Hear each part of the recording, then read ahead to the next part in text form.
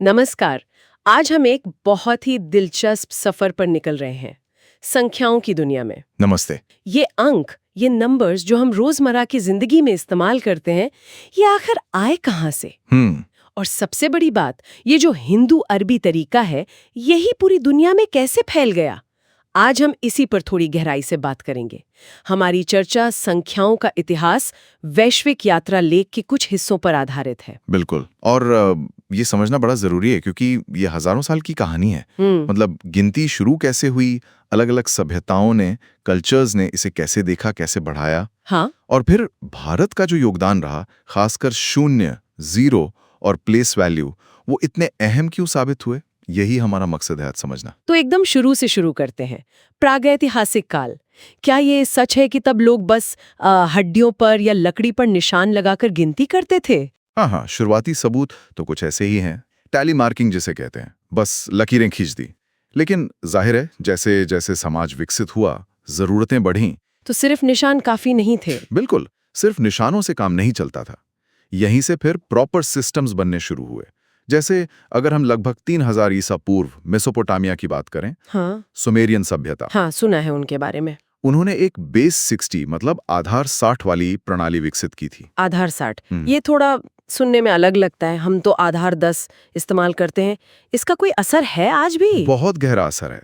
सोचिए ना, हम आज भी 1 मिनट में 60 सेकंड क्यों गिनते हैं, अरे हाँ, या 1 घंटे में 60 मिनट, या फिर एक सर्कल में 360 डिग्री। अच्छा, ये सब वहीं से आया है। जी हाँ, ये उसी सुमेरियन बेस 60 सिस्टम की देन है।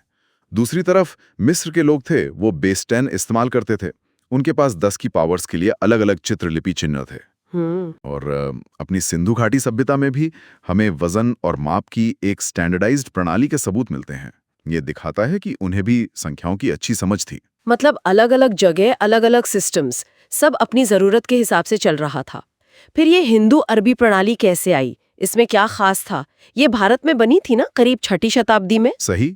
भारत में जो गणितज्ञ थे, उन्होंने कुछ बहुत ही क्रांतिकारी आइडियाज दिए। पहला था स्थानमान, यानी प्लेस वैल्यू। प्लेस वैल्यू मतलब अंक कहाँ रखा है, उससे उसका मान बदल जाता है। बिल्कुल। जैसे हम 25 लिखते हैं तो 2 का मतलब 20 है, 2 दहाई।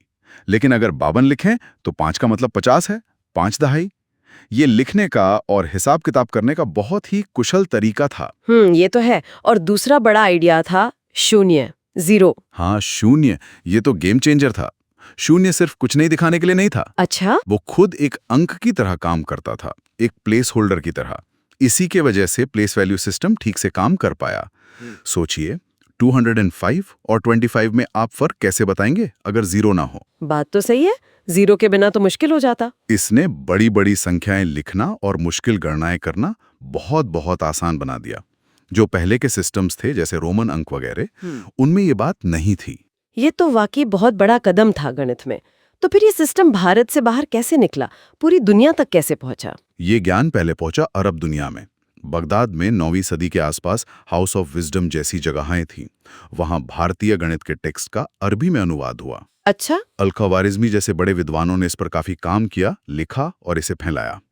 फिर व्यापारियों के जरिए, स्कॉलर्स के जरिए, खासकर स्पेन के रास्ते ये यूरोप पहुंचा, करीब 10वीं से 12वीं शताब्दी के बीच। लेकिन यूरोप में तो रोमन अंक चलते थे।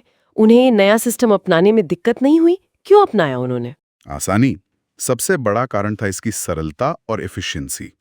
आप खुद सोचिए, रोमन अंकों में गुणा या भाग करना कितना मुश्किल होता होगा। हाँ, वो तो है। 17 को एक्सएल वीआई से गुणा करना, बाप रे। बिल्कुल। जबकि हिंदू अरबी सिस्टम में जीरो और प्लेस वैल्यू की वजह से ये सब गणनाएं बहुत तेज और सीधी हो गईं। हाँ, जो व्यापारी थे, वैज्ञानिक थे, खगोलशास्त्री थे, सबको एक ऐसा सिस्टम चाहिए था जो काम आसान करे। तो मतलब प्रैक्टिकलिटी जीत गई। काफी हद तक। जैसे जैसे दुनिया में व्यापार बढ़ा, साइंस आगे बढ़ी, एक कॉमन एफिशिएंट नंबर सिस्टम की जरूरत महसूस हुई और हिंदू अरबी सिस्टम इस जरूरत पर खरा उतरा। बाद में आप कह सकते हैं यूरोपीय उपनिवेशवाद और प्रिंटिंग प्रेस जैसी टेक्नोलॉजी ने भी इसे दुनिया भर में स्टैंडर्ड बनाने में मदद की। तो अगर हम सार देखें तो संख्याओं की कहानी असल में सभ्यताओं के बढ़ने की कहानी है।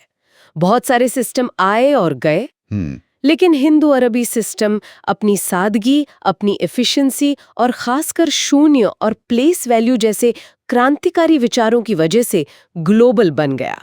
बिल्कुल सही। और ये दिखाता है कि कैसे एक अच्छा प्रैक्टिकल आइडिया दुनिया भर में कम्युनिकेशन, साइंस, कॉमर्स सबको बदल सकता है। आज हमारी पूरी डिजिटल दुनिया, कंप्यूटर सब इसी बुनियाद पर तो टिके हैं। चलते चलते एक विचार और आता है।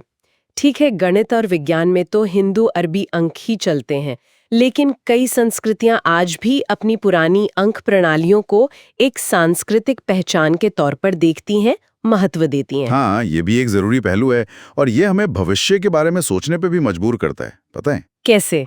जैसे आज हम कंप्यूटिंग की बात करते हैं, आर्टिफिशियल इंटेलिजेंस, क्वांटम कंप्यूटिंग, क्या बता भविष्य में संख्याओं को दिखाने का, उनके साथ काम करने का कोई और भी बेहतर तरीका निकला है? क्या शून्य और स्थानमान हमेशा इतने ही क्रांतिकारी रहेंगे? ये सोचने वाली बात है।